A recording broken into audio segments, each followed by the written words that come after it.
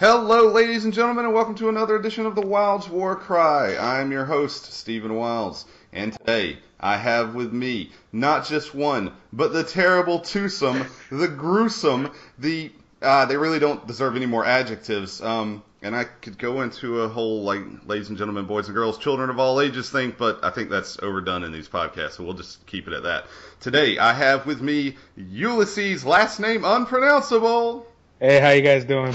And Chris, the sort of heel, sort of badass, but not quite.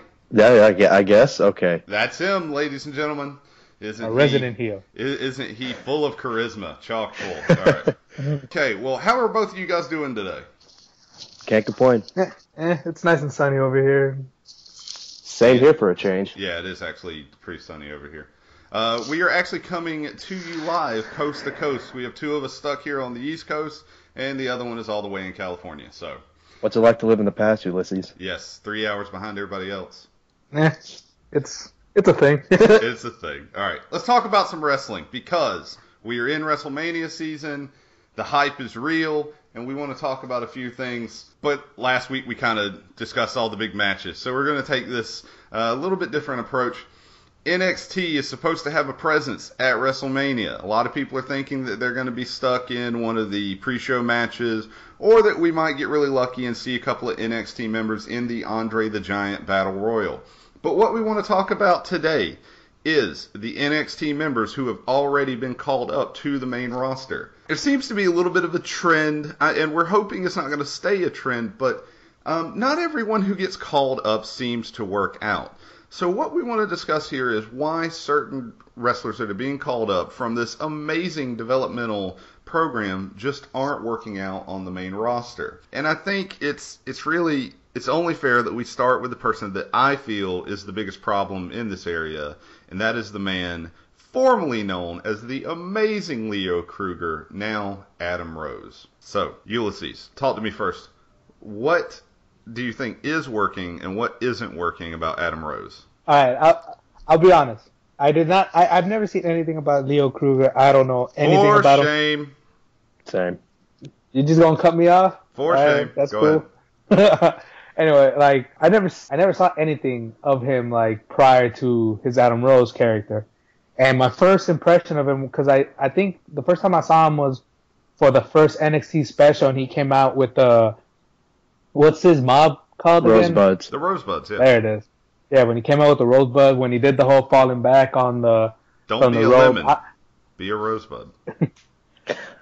I ate it up. I thought it was great. I thought it was fantastic, and I thought it was hilarious. And I'm like, I want to just see more of the intro because the intro makes me laugh. The problem with that, though, is I always saw him as a character. I never saw him as a champion. I never saw him as anything. I thought that just meant he's going to be stuck in NXT because I knew right away there is absolutely no way in hell he was going to get over on the main roster. It's the only thing he has going for him, he has a very catchy theme song. Who's the last superstar? True. Yeah, who's the last superstar who had a catchy theme song? That was Fandango. Look where he's at. All right. Before we get too deep into this, I do want to give the fans who may not know a little bit of perspective here. Adam Rose used to be a wrestler named Leo Kruger, and his big deal was that he was a very modern African hunter. He wore the kind of camo pants. He had the wife beater on. He had a very pretty convincing African-ish Afrikaans accent. And he had some really good moves. It seemed like a decent wrestler, and he kind of wore the intensity of that character on his sleeve and really made it work. I think Adam Rose is one of those people who seems to be better at committing to his gimmick than his actual in-ring work. But Vince McMahon, once he switched over, Vince McMahon was very high up on the whole gimmick with the Rosebuds. He loved the entrance. He kept talking about how much he loved the entrance. And I don't know if that was a good enough reason to actually push him up to the main roster. Chris, what are your thoughts on Adam Rose?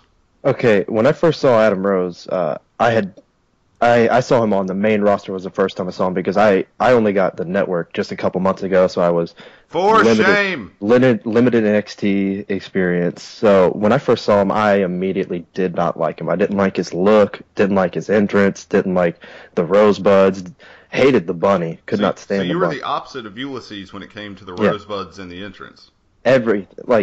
Honestly, his song's not coming to mind to me right now. It might be good, but everything about him I just hated. It's party time all the time, man. Yeah.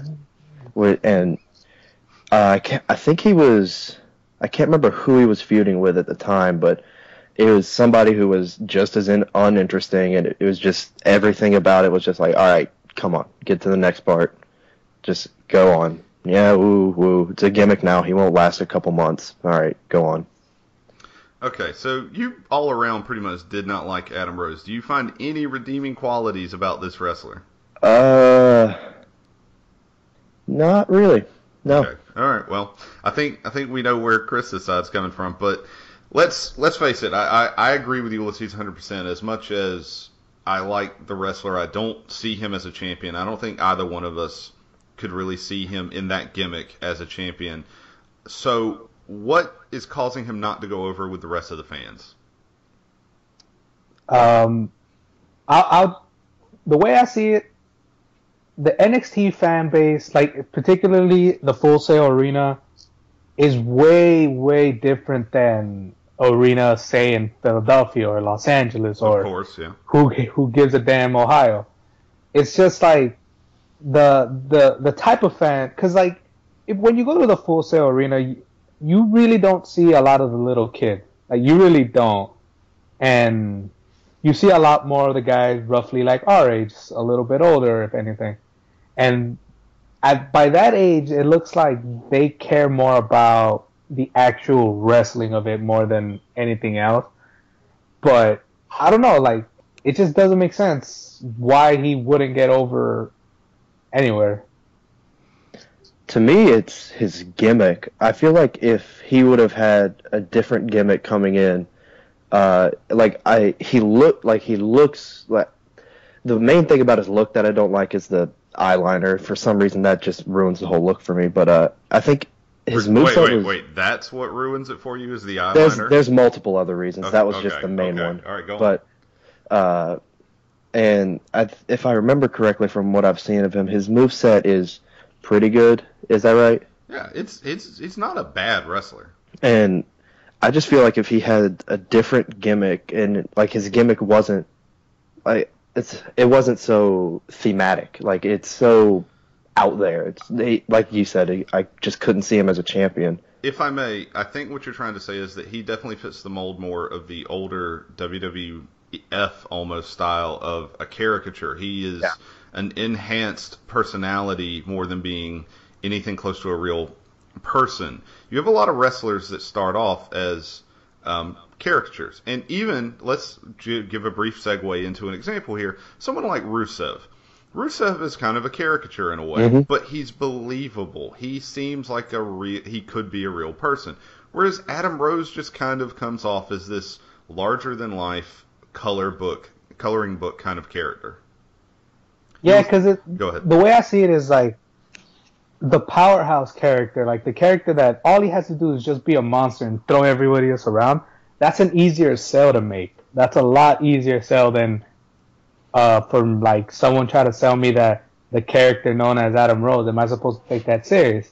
It's a lot easier for me to take a guy who's tossing people 10 feet in the air more serious than a guy who's comes into the ring sucking on a lollipop. Sure. And it's not like all characters are bad. Like look at the Undertaker. He's the most out there character of all, and he's wildly successful, or was when he was still wrestling. No, you're right. But let's be fair. Not everyone could have made that character work. That is true. Only mean Mark Calloway. So, kind of our last note on Adam Rose here. I want to say that one thing I think really kind of hurt Adam Rose's character also, and this is all decisions of people in the back. This isn't his fault. They began this weird feud with whoever the person was under the bunny costume. And then that just kind of dropped. I don't know if they thought the fans had lost interest, But here's the thing, and I've always said this, even if it's a bad plot line, even if you're groaning every time it comes out, a plot line with a legit finish and an ending is better than one that's just dropped, because it's just going to bother fans if it's never resolved. And I think the stuff with the bunny and Adam Rose was never fully resolved. And a part of that was because Justin Gabriel was under the bunny costume and then he left and all that stuff, right? We have that, okay. But they could have had anyone pop out from under that bunny costume. There was a rumor for a while that Darren Young was going to be the actual person to pop out. We know that Sami Zayn was portraying the bunny, but was apparently never in mind to actually be revealed to be the bunny. But you could have had anyone come out and actually just finished it, or even just had a match where the bunny never revealed himself, but actually finally beat Adam Rose fairly. And I think that hurt his gimmick a little bit.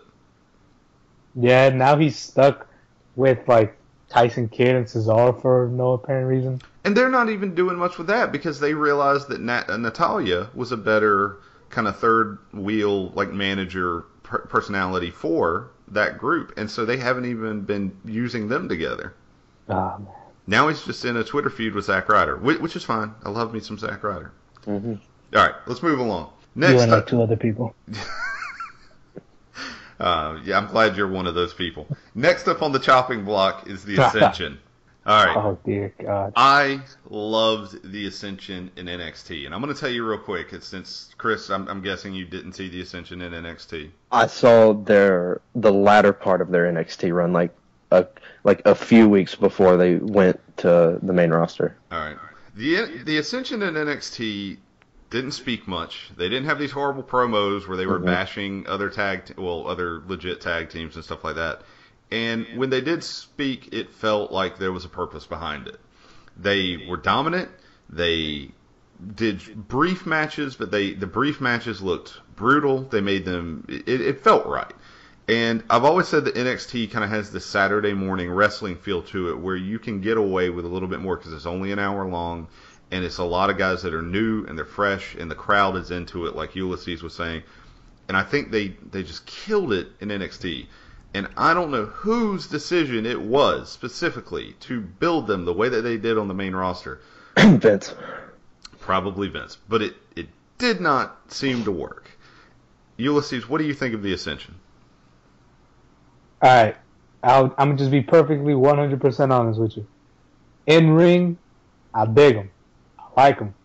They do really good job of like making the big guy look like a big guy, and they make the little guy pretty much. They got Connor's huge. Like, you're right. Mm-hmm. Yeah, and I like their in ring. Their gimmick as a whole, I'm wishy-washy on the subject. Like I could take it or leave it. But for like those guys in NXT, they sold it. They sold it pretty good. Like they were able to portray themselves as dominant. They were able to, like the crowd hated them because they portrayed themselves as really decent heels. Yeah. But the second I heard them that they were finally going to make the jump to the main roster, I was happy because I was hoping and assumed, and maybe that's my fault for assuming, but I just thought they were just going to pick them up exactly how they were in NXT and just drop them into the main roster. Because there was absolutely nothing wrong with the way their character was being portrayed, just on how they looked then and there. But when they come up with those shoulder pads thingies and the face paint, it's just they're comic book characters now at this point. Like they went from being legit, terrifying wrestling threats to like now they're just gimmick wrestlers and not even entertaining gimmick wrestlers. They look like they're out of Mad Max. Yeah, that or they're trying to be like I don't know if they're like trying to portray these guys as like Road Warrior Juniors or whatever, but yeah, it's like watching them wrestle just makes me want to go to the network and watch old Road Warriors matches because at least I know what I'm getting there. Mm-hmm. Chris, do you have an opinion on what you think they could do better with the Ascension? Well, my initial reaction with the Ascension is similar to Ulysses. I like their in-ring ability, not too confident on how they were portrayed out of ring, but what would make them better, I'd just start like drop the whole shoulder pads and face paint. Just go back to what they did in NXT and just start pushing them as this actual threat, which I really haven't been paying that too much attention to the Ascension lately. Have they been doing that, or have they just been... Actually, they just recently, probably the best thing they've done in my opinion, is they took their first loss from the Primetime Players. I do remember that, yeah. And they're kind of doing a feud with them last I saw, which, good. This might actually help them out to have legit competition and maybe some retweaking. That's all I'm going to say. But and anything with the Primetime Players is better. It's millions of dollars, man. I wonder if they're going to bring back Abraham Washington. Okay. Probably not. No, they need to bring back a Rufus, Pancake, whatever. Oh, yeah. That's great. Oh, I gotta say, that theme song, man, sometimes I just put that theme song on loop. Yeah. Millions. No, but like, one more complaint about the Ascension. I have actually two, now that I think about it. I don't like the Fall of Man.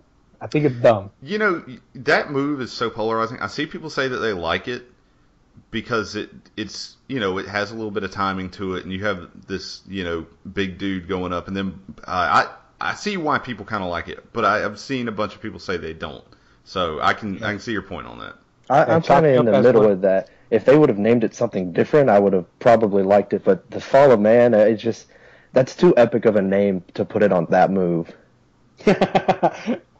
My other thing at least about the Ascension is that we need to start treating the big guy like Scott Steiner and Psycho Sid, in the sense of keep a microphone far away.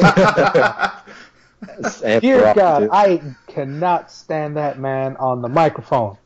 Just keep it away from him. Is he going to come out one day and the camera's just going to catch him saying, I don't know what the fuck I'm doing? Or, I am a mercenary. Oh my god. I'm sorry, I know we're solely off topic here, but what's the famous one? It's like, you're only half the man, and I have half the brain that you do.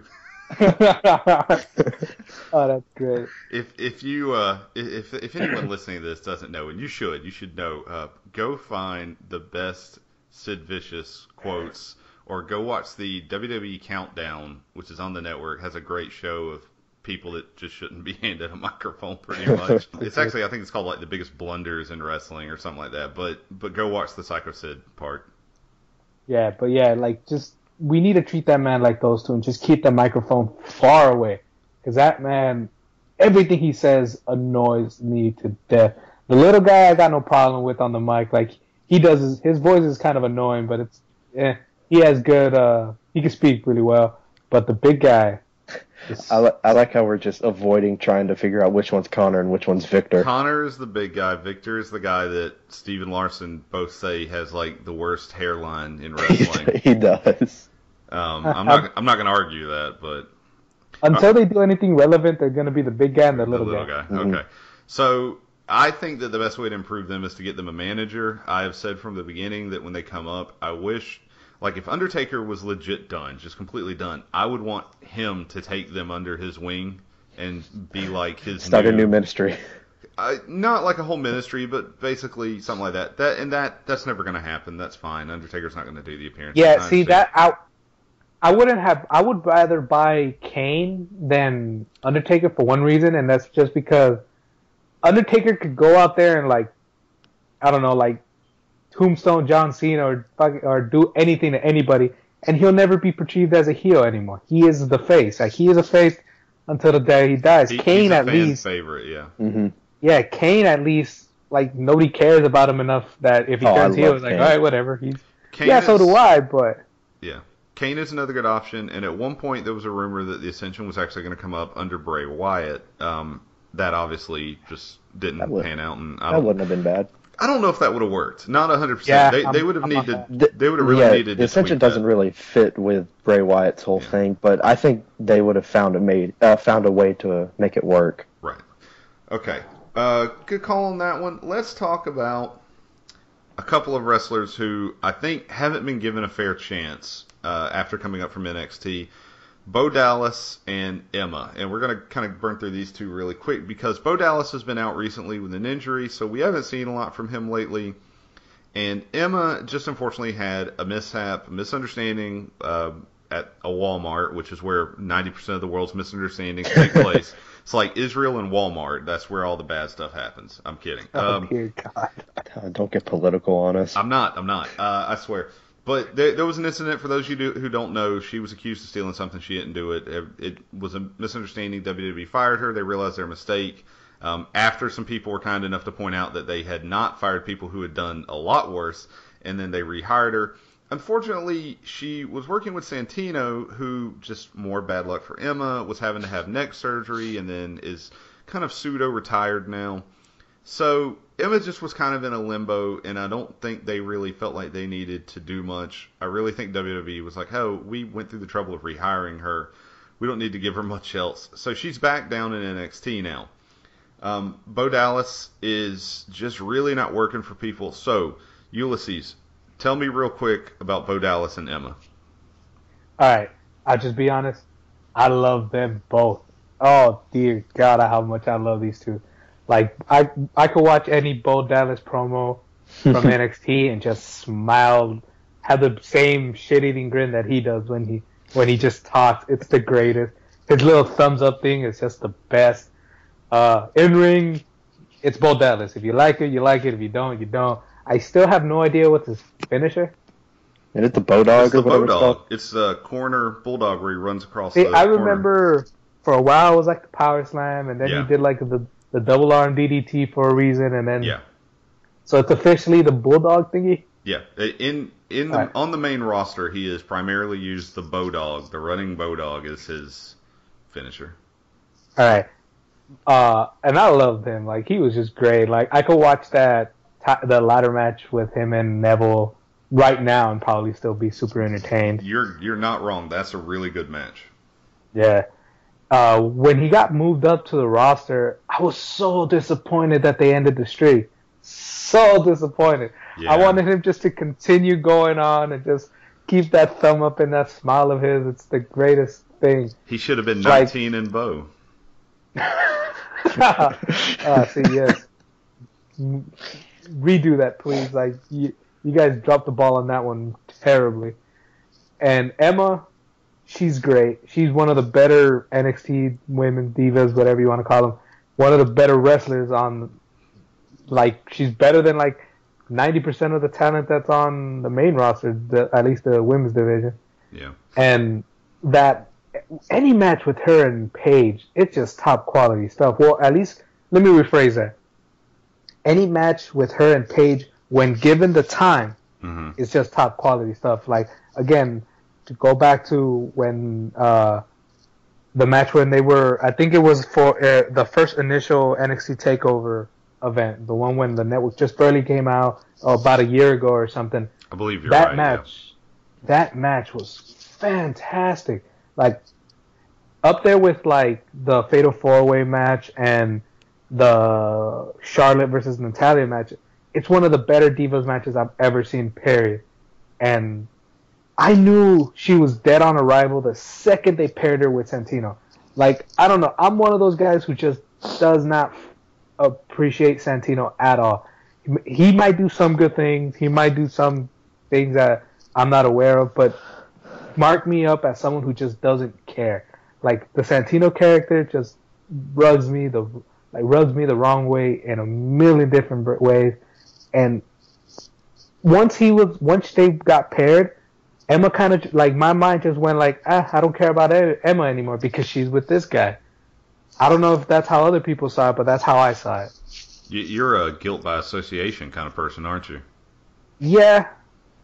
All right. I agree with you, though. Emma is an amazing wrestling talent, and I think she's another person who's been hurt by her gimmick. So, and they got rid of the bubble machine.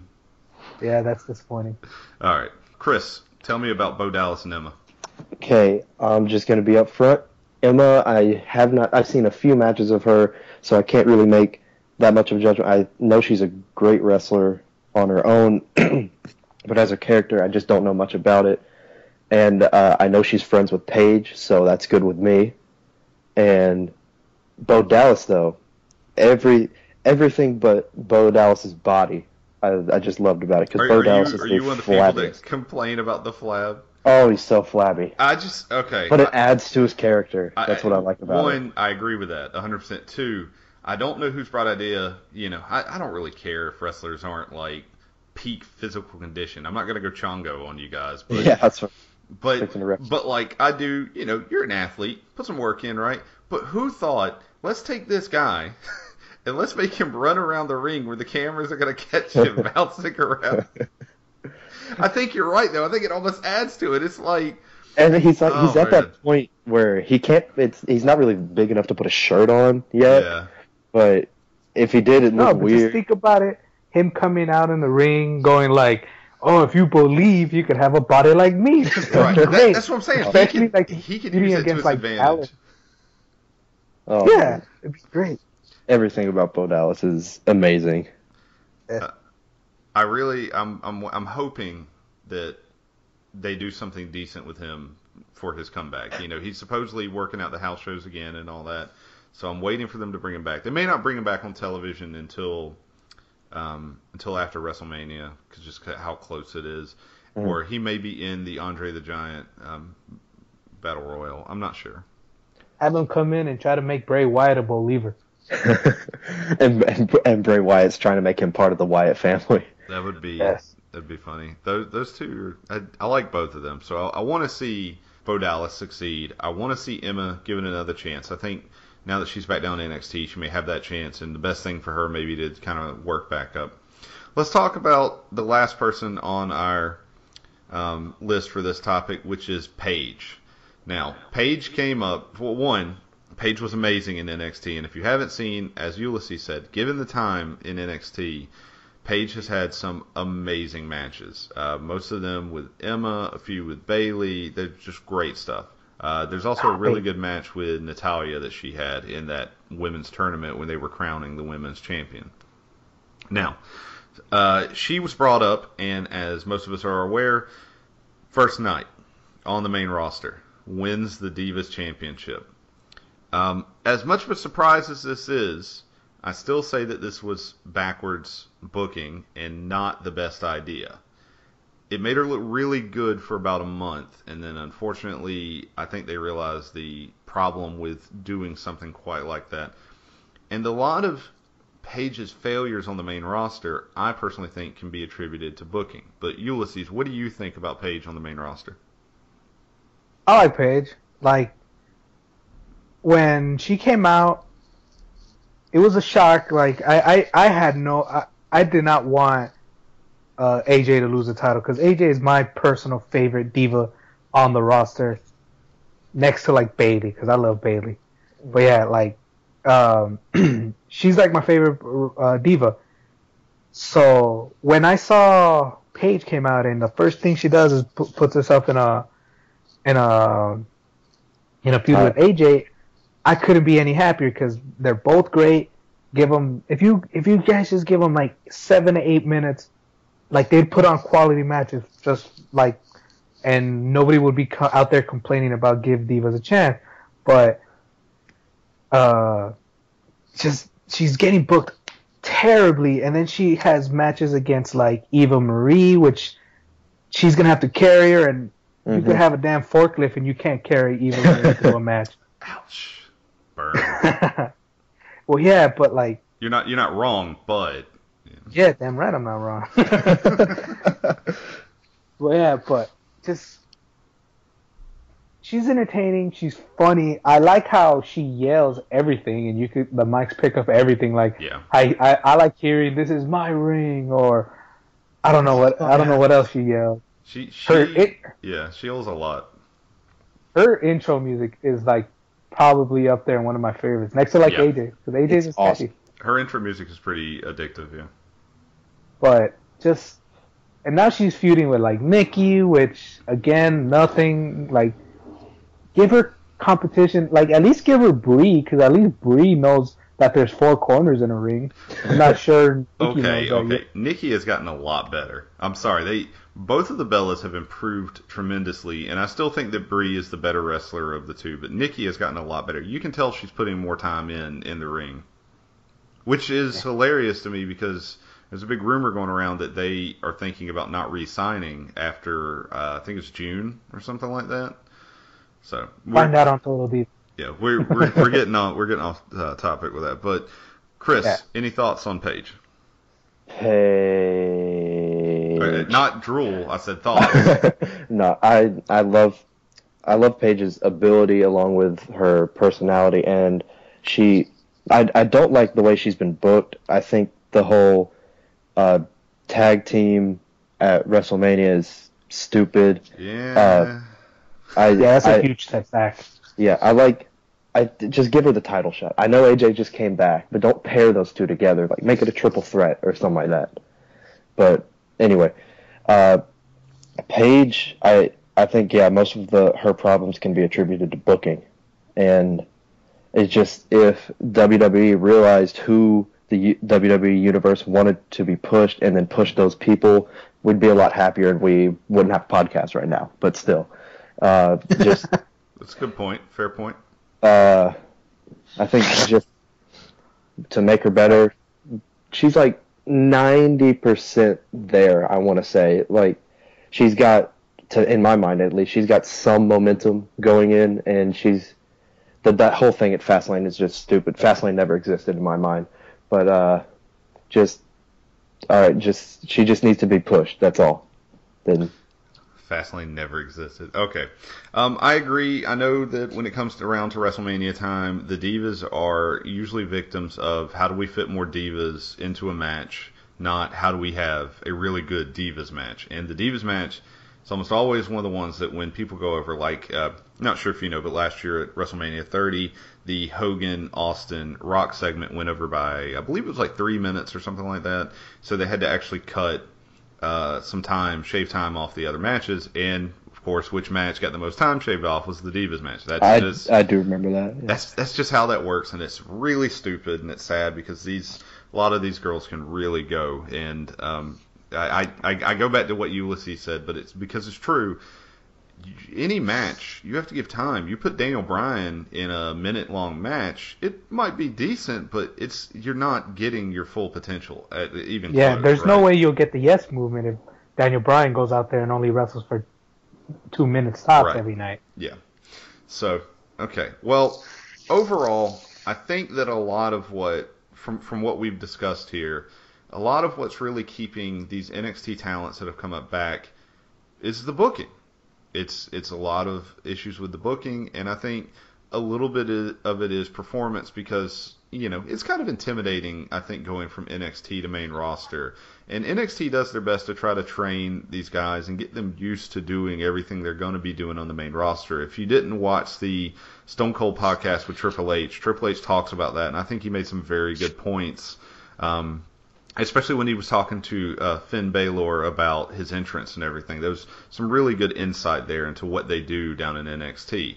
But I think we can all three agree also that noticing this trend of how some of these stars just aren't taking the transition well and how the booking of their characters is being handled so poorly, our favorites, we really don't want them to come up from NXT. Is that correct? Mm-hmm. That's absolutely correct.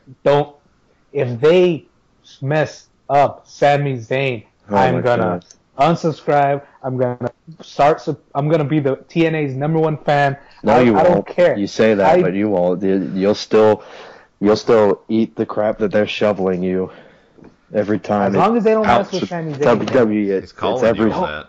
No, not just don't him. It's every fan. Don't mess with Sami Zayn. I'm here's dead serious on this. Here's the thing.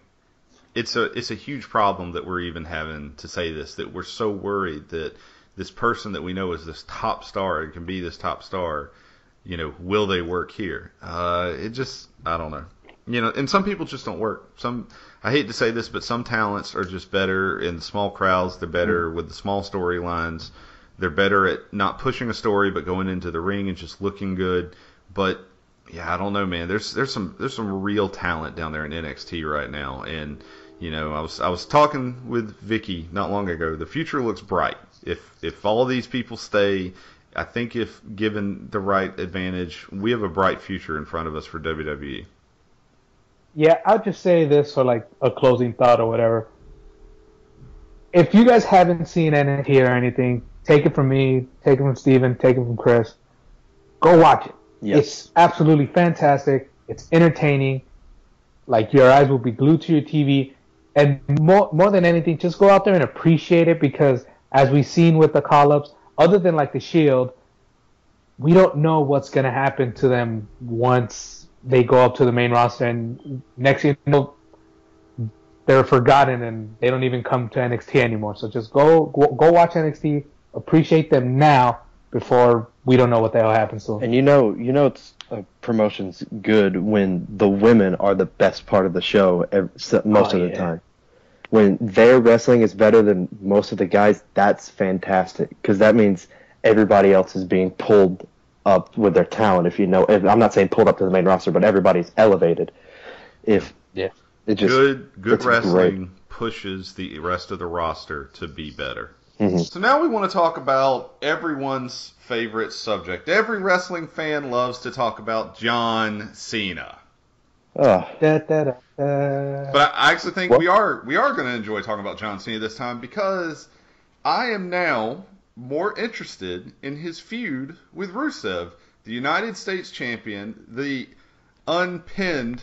He's technically not undefeated. He did lose via countout, but he's never been pinned, never been submitted. And recently, for those who may not know, Cena was denied a rematch. He lost at Fastlane, which I thought was great.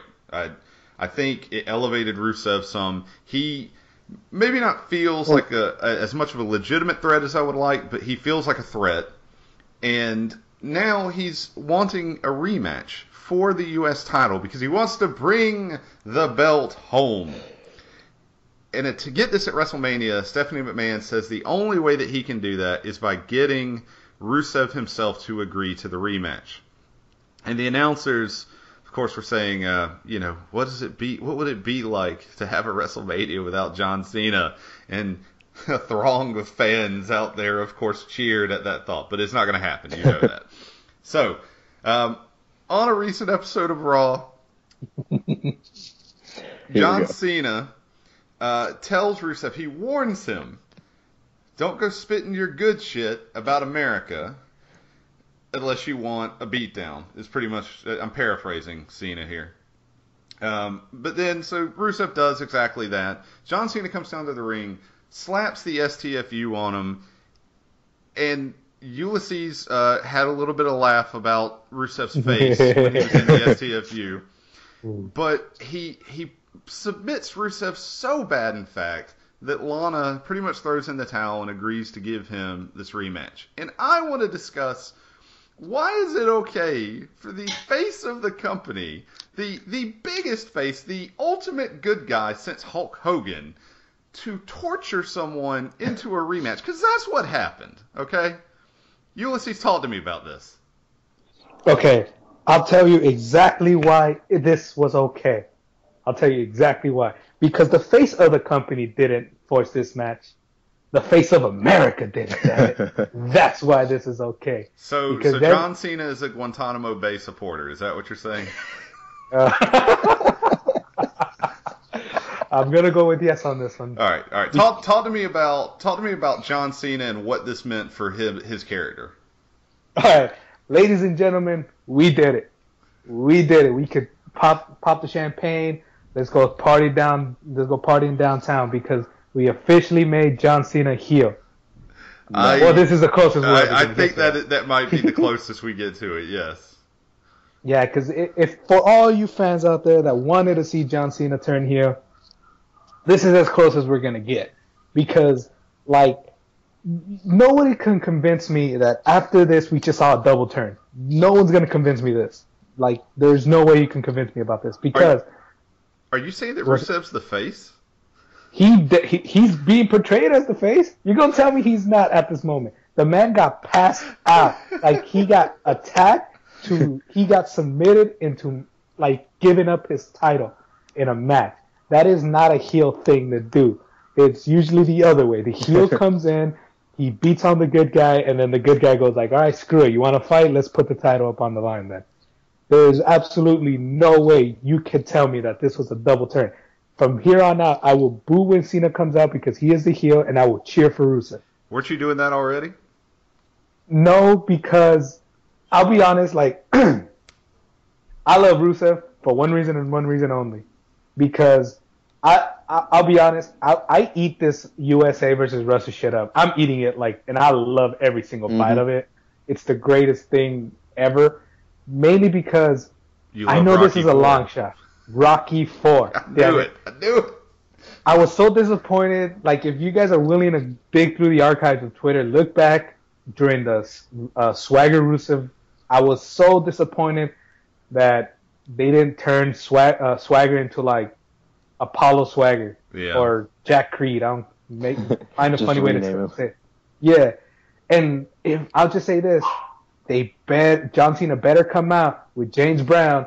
I forgot the name of the song, but he better come out. Welcome to America. Living in America. Yeah. There we go. He better come out with an Abe Lincoln top hat, looking like Consequences Creed and whatnot. Nice. Love the who. For those who don't know, is now Xavier Woods. Yes, he needs to come out looking like Consequences Creed. Damn it, because it's gonna be great. It's the funniest thing, and just going back on topic, that heel turn of Cena was the funniest thing because, like, he puts him in the STFU. I did that for you, Steven. Thank you. He put him in the STFU, and, like, he's doing it so viciously. Like, if you go back there and watch it, he's, like, purposely looking like he's torquing his body, and he's just trying to mess him up in all kinds of ways. And, like, Lana comes up and she's like, fine, like, just let him go. And no, he sticks it in more. And then here comes the cavalry. Here comes the refs. And the refs are like, come on, John, come on. And this is the first time John just looks at the ref and goes like, I'm John Cena. Let me go. I'm going to kill this man. And, like, Lana goes, all right, fine. You have your match. He doesn't care. All right, I got a match. Who cares? I'm going to kill him, so there's not going to be a match. Who cares? And then Lana finally goes like, fine, you got your title match. And then, like, he lets it go. And the face he does, he looks at Lana and he has a face of like, damn right I got my title match. And he just leaves. He just leaves. It's the greatest thing. Oh, my God, I loved it. I loved every single moment of that. All right, so first off, I don't know if you're going to get your wish because the rumor is that Rusev will be getting the special entrance at WrestleMania. They've already kind of discussed that a little bit. However, John Cena, will, if anyone can get a special entrance at WrestleMania, so there is still a chance you may see your Apollo Creed style entrance. I don't know if I'm as into the America versus whatever country for the wrestling gimmick, but there are definitely a large group of people that do like it. What I did enjoy, this is also the first time after that whole segment that Ulysses just described vividly for you. Damn right I did. Who needs you to? The Lana and Rusev are in the back, and it's the first kind of dissension between them that we've seen. Rusev seems genuinely upset, even though they're not speaking English. We can tell that he seems upset that she agreed to the match, and I guess he would have preferred, just to sit there and get choked out more, pass out more. I don't know, whatever. Chris, do you have any thoughts on John Cena's methods for getting his title match? I think creative just backed themselves into a corner. I like what they came up with, but they've done this before. If you remember correctly, back in the Ruthless Aggression era, Cena did this with He Who Shall Not Be Named, and he was getting Paul Heyman into the STF and He Who Shall Not Be Named's submission move. Oh, yeah. No, I know what you're talking about. Made him eat soap and all this to get what they wanted. I don't remember if it was necessarily a title match or just wanted him to resign, but they've done this before. I think they just went into their well of, hey, maybe everybody's forgotten about this, and then rehashed it. Yeah. I like how I watched it recently, and what Ulysses was saying about his face is just spot on. Like, yeah, I did that. I finally got my match. That's what I wanted, and I went and got it. But yeah, this is the closest we're going to see. Does this seem something more like what we should expect from rapper heel John Cena years ago? Does this seem like maybe there are many times that Cena says he's going to rechannel the Doctor of Thugonomics, but is that is this what we're seeing is kind of him just tapping into that? Yeah, this is probably the closest we'll get to him as that. Unless he comes out with a jersey. Yeah, I was about to say, I've got to admit, when it was Cena and Rock, I wasn't really into the match, but I did love him coming out and touching back on that gimmick. So that's always fun. Go ahead. One last thing. The thing I just can't wait is to see how many little kids start choking out kids and go, oh, John Cena's John Cena can do it. I can do it. It's gonna be great. I want my juice back.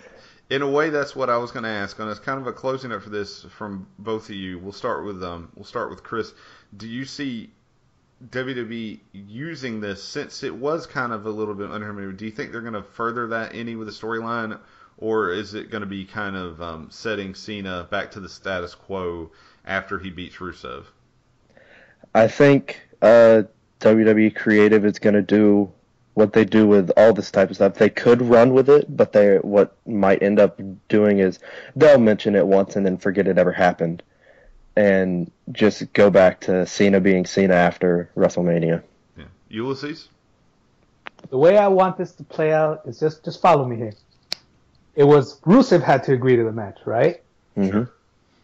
Who technically he didn't agree to it. It's like the whole Curtis Axel was never eliminated from the Rumble thing. Exactly, semantics. It's the greatest word. Do you want John Cena to fight Lana? Is this some kind of sick fantasy you have? No, listen, hear this out. I want Rusev to come out saying this is not going to happen because I didn't agree to it. John Cena comes out. He puts him in the STF just because I want to see that face again. That face is the greatest damn face in the world. He just looks at her like, yeah, I got it. Oh, it's great. But, man, I'm leaning toward Chris. They're just going to probably, I'm surprised, I love how the commentators are like, he stuck up for America by damn near almost crucifying a man. That's what Americans do. I'm like, God, no, don't put us out there. I was like, yes, you're not with us, we crucify you, damn it. It's the dumbest thing, but, they're probably just not ever going to bring this up ever again. Mm-hmm. Okay, yeah. That's enough about WWE for right now. I want to take a really quick break to say that Tommy Dreamer, for those who don't know, runs a show called House of Hardcore, and they recently had House of Hardcore number 8. It's a great show. It's if you just like in-ring action, and the stories that they tell are very quick, but they're mostly done in the ring. There's not a lot of promos to filter through and stuff, except for, Justin. Justin Roberts? Sorry, the ring announcer that was recently let go from WWE. He did the longest promo of the night, and I see why people were booing him. For a ring announcer, his promo skills really are not top notch. But there were two things I want to point out. One, the action was incredibly good, especially the last match of the night was the Young Bucks versus Austin Aries and Bobby Roode from TNA. This was one of the best matches I've seen in a while. I loved it. And a lot of people complain that the Young Bucks are nothing but super kick after super kick. But sometimes you do that right, let me tell you. The other thing is there was a lot of stars that I think people would want to see. First off is Justin Gabriel returned as PJ Black. And he's an amazing wrestler. WWE really, I think, dropped the ball with not giving him more time and working with him. There were several times, if you go listen to, he was on, I want to say Chris Jericho's podcast recently. He was on somebody's podcast where he actually was talking about all the different stuff he was trying with WWE, and it just didn't work out. Also, one of your favorite wrestlers, Ulysses, showed up. Carlito was in a triple threat match with Lance Hoyt and Matt Hardy, and that was fun. It was a fun match. He spit the apple, so you'd be happy. Oh, okay. I thought he was just a bodybuilder now. I believe that he made the announcer introduce him as the best body in the match, something like that. But the other surprise was that someone was getting beat down, and the person who comes to save this individual, I believe the person getting beat down was Tommy Dreamer. The person who comes to save this individual was Rey Mysterio. So Rey Mysterio showed up, and he 619 two guys. He can still 619 people? Yeah, amazingly enough, after 80 knee surgeries. I'm surprised he could run. Yeah, if you missed it, last podcast we talked about Rey being released and possibly heading to, we know he's going to AAA, but possibly heading to Lucha Underground. If you're not watching Lucha Underground, give it a shot. If you're not familiar with House of Hardcore, you should give it a shot as well. And definitely. I know my two co-hosts here haven't done it, so I'm going to get on to them and make sure they do it. I'm curious, how did Matt Hardy fare in that match? Because I'm always a big supporter of the Hardys. Not bad. Matt Hardy just re-signed. He signed a new contract with TNA. I saw that. Yeah, he's been doing all right there. Jeff Hardy is storyline injured right now, so I'm waiting for them to bring him back. He did all right. You know, it wasn't a bad match. I think he actually won the match, I believe. Oh. Yeah. All right, so we're gonna do something. I said we were gonna stay away from WWE for a minute, and that's true.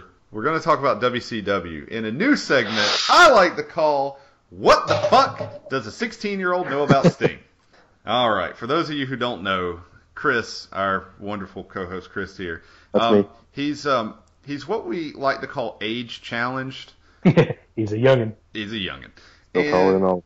How old were you in 1997, Chris? I was not existing. Are you serious? Fuck! Damn it! Damn it, man! You gotta work on that. How? How do I change that? I don't know. I'll get back to you. So, this brings up an important question. A lot of people have been wondering, Sting versus Triple H at WrestleMania. It's the biggest thing ever. Okay, not quite, but still. It's pretty big. It's huge, right? Mm-hmm. And the thing is that we have a lot of wrestling fans who, like yourself, just aren't old enough to have actually seen Sting wrestle in his prime. Now, with the modern wonders of technology, we have the WWE Network, so you can go back and watch all of Sting in his full glory. How much do you know about Sting? I want you to treat this like this is drunk history, but we forgot to get you drunk. Tell me about Sting. Okay, so Sting, beginning of his career, wasn't he known as Flash or something like that? He had yellow and green face paint, kind of looked like Warrior, came in as a tag team, whatever. You're not too far off. I'm going to let you continue. Go on. Okay, so fast forward, because I don't know what happens in between that. He's in WCW. He's in the rafters. Robin Hood's on next. He's known for having face paint, known for having a bat, and known, like I already said, being in the rafters. He doesn't talk much. He was champion more times than Cena, and let's see, that's about all I know about his WCW days. Is he was the top for most of the time. Then flash forward to TNA. He had two of my favorite single instances of Sting's career. God. The whole Jeff Hardy incident. I knew what? That shouldn't be your favorite. Go on. 2 straight podcasts with that. I love it. And also I don't know if you guys know this, but he was sitting in the crowd. Rob Van Dam was going around high-fiving people's hands. Yeah. Sting has a Sting mask on, hits RVD with the title, I think it was, removes the Sting mask to have the Sting face paint. I see that GIF of that all the time, and it is. I think one time was from you, but yeah, like that is a great moment. Okay, all right, continue. His first run with WWE was started at Survivor Series last year. Was it Survivor Series or? Yeah, you're right. And then he's feuding with Triple H.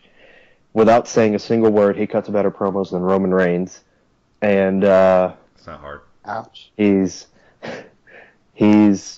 set to face Hunter himself at WrestleMania. Okay. So you missed half of his career, but we'll forgive you. He missed the shining part of his career. Are you talking about the part where he got rescued by RoboCop, or? No, I'm talking about Joker. Oh yeah. Oh God. No. How do you not know about the Joker, son? We don't talk about Sting Joker from TNA. We should.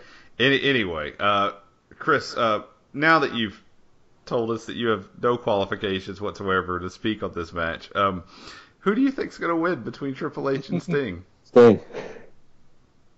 Because I like Sting. All right. Good enough. He's just gonna walk in, scold him, give him the death drop, and that'll be the end of the match. I'm not gonna waste any more time on this particular podcast scolding you on what you messed up about Sting, but he's on the rafters. That's all you need to know about him. Yeah, and the Robin Hood thing, like I know you didn't. I know where you got that from, and you had to be watching at the time to know that. Anyway, all right. The point is, for people who have this age problem like yourself, what do you think that people who didn't grow up with Sting and didn't know nothing about him, do you think they're going to be interested in seeing Sting wrestle? Especially now, as much as I love Sting, he's certainly not in the prime of his career, and he did some really good matches in TNA. So I'm hopeful. But what do you question. think? Better question. What was the question? Are you even interested in watching I am. wrestle? Okay, so you were interested in watching Sting wrestle because I knew like what I gave you about Sting isn't everything. It was just highlights of what I know off the top of my head. Sure, yeah, say that now. Yeah.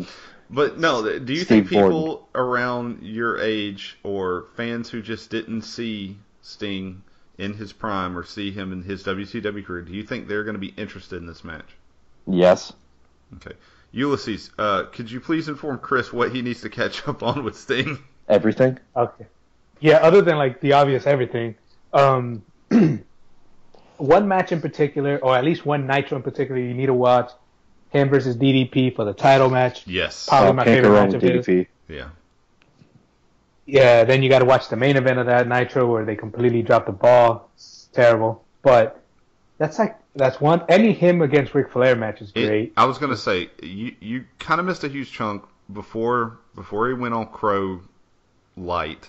You need to watch his matches against Ric Flair. You need to watch... He actually had a really decent feud with Cactus Jack, Mick Foley, and he had some really good matches with Vader. So I would recommend those. Now, and that's for anyone. That's not just for Chris. If you haven't seen those, you should go back and check them out. We've talked, last show about our opinions on Sting. So instead of filling out the end of this podcast with stuff about WrestleMania, because we're going to have a lot to talk about that later, Ulysses keeps pestering me to discuss something. No. And the greatest thing to cinematic world since, I don't know, Casablanca maybe. You can probably go ahead and just stop the podcast now, but if you're into torture, kind of like John Cena is, as I know you are, I'm gonna let Ulysses introduce to you what we're talking about. Ulysses, tell the fine folks at home what it is you're so excited about. Ladies and gentlemen, boys and girls, I need to tell you about the greatest thing I've ever seen, period. Oh, no. What I need you to do is go on your computation device that you guys call a computer, go to YouTube, and type in Russell Madness. Russell like Russell Brand, and Madness like Macho Man Randy Savage Madness kind of style. Wait. Isn't it like Russell Terrier? Russell Brand, damn it. Go on. Russell Westbrook. Go on. So yeah, just type in Russell Madness. And just watch the greatest trailer you will ever see in your life. It's the greatest thing. The story revolves around wrestling, because of course, wrestling podcast, we can't just go and talk about anything else. But the star of this movie, well, there's two stars. The main villain, I see you're enjoying my recap. Go on. The main villain is a guy that we all like. I like him. Mm-hmm. The now famous, infamous Johnny Mundo, but you guys may know him more as John Morrison from WWE. Rest in peace, Jomo. Jomo. He's going to eat your lunch. The main attraction, the star of the movie is none other than, I believe, I'm just assuming his name is Russell, but it's a dog, and it is the greatest thing ever. It's about a wrestling dog. How do you guys not find this incredibly, incredibly awesome? Because it's by the people who made Air Bud. Do you remember Air Bud? It's one of the greatest movies known to mankind. No, it is not. Yes. It's a dog who plays football. And basketball. I'm a human being and I can't do these things. As far as basketball movies go that are like this, it's worse than Joanna Man. Look, Air Bud is up there with like Hoosiers, Coach Carter, like Field of Dreams. It's up there with like Rocky and classic sports movies. You're high or full of shit. I can't figure out which one. More like it's up there with Catwoman. You're going to watch. I need you all to go out there and watch The Wrestler. It's good. It's a great movie. Props to, I forgot what's his name. Mickey Rourke. Props to Mickey Rourke. He did it great. Russell Madness would outdo Mickey Rourke. That dog will have more facial movement than Ricky Ward could ever fucking imagine having. This dog's going to go on to win the Oscar. It's going to do the impossible. It's the greatest thing ever. You're welcome, says human being. You go out there, you watch it, you come and find me, and you thank me, damn it. Oh, okay. Stop playing hype man to this bullshit. Let's be serious for a second. Redeeming quality. Look, you guys think I'm like joking. I love terrible, terrible things. This is awesome. I like terrible movies, but this just looks like torture. This looks like Diary of a Wimpy Kid movies. Okay, it does kind of look like the Diary of a Wimpy. All right, look. So Ulysses made Chris and I watch this trailer. So I just briefly, now that Ulysses has said his piece, and I even retweeted, it's a picture of Mike the Miz and Zack Ryder actually purchasing the movie, and I believe it said "Rip Jomo," right? It said "Rest in Peace, Jomo." Anyway, for those of you who don't know, John Morrison, or John Hennigan is his real name. He's always wanted to be an actor. He does stunt work. I think he's actually been in a movie that was like a really low budget thing before this. Yeah. But so kudos to him for being in the movie. I don't know if it's going to help you at all. But Chris, I want you to tell me, now that you've watched the trailer for Russell Madness, what do you think? Tell them how right I am. The only redeeming quality is Jomo. They picked the worst child actor I've heard for Russell's, I guess that's his name, voice actor. The voice actor for the monkey doesn't sound too bad. Oh, I forgot, there's a monkey! Oh, there's a monkey! That's right! And, God, this looks horrible! There's a monkey in this movie. It looks like the main boss villain is like, he's the guy who voices the pig in Toy Story. Oh, that's right! And, I forgot what's his name.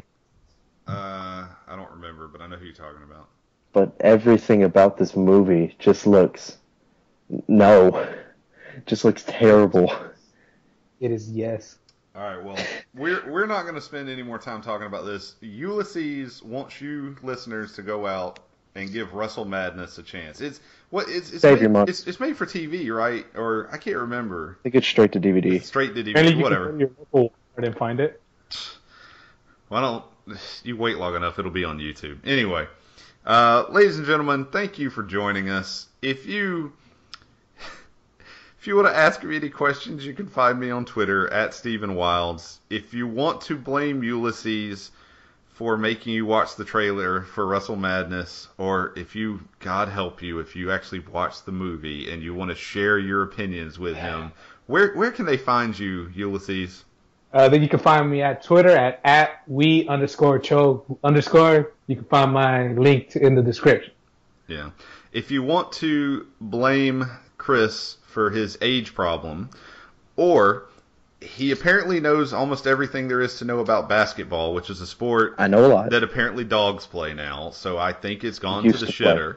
The Atlanta Hawks, I hear, actually did something amazing. I wouldn't know. I am a happy Hawks fan right now. Are they out? Are they out? Are they done? Is the Final Four... No, it's March Madness, right? So, we're doing basketball now, right? It's college basketball. God, fine. The Hawks have the best record in the NBA. This is why the only sport I follow is professional wrestling. All right. Sport in quotations there. Before we get into an argument, where can they find you, Chris? At Huel Seekoff on Twitter. Koff is his last name. It's Kaufman. No. That's just Koff. All right. Anyway, I will link this all below. So if you guys want to talk to either one of my co-hosts or me, feel free. We hope you all have a good week, and until next time, you guys take it easy.